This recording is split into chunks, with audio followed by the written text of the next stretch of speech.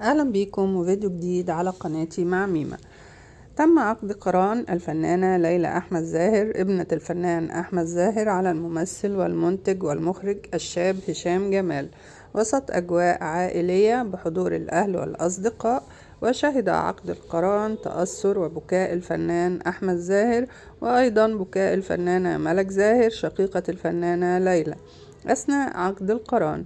وكان شاهدا على عقد القران الكابتن محمود الخطيب رئيس النادي الأهلي. وارتدت ليلى فستان أنيق واعتمدت تسريحة الشعر المنسدل. وكان هشام وليلى قد احتفلا بخطبتهما في شهر يناير من العام الماضي. وشهد الحفل حضور الفنان عمرو وهبة الصديق الشخصي للفنان هشام وشام الذهبي وزوجها. لو وصلتوا لحد هنا ما تنسوش الاشتراك في القناة ولايك للفيديو. أشوفكم في فيديو جديد.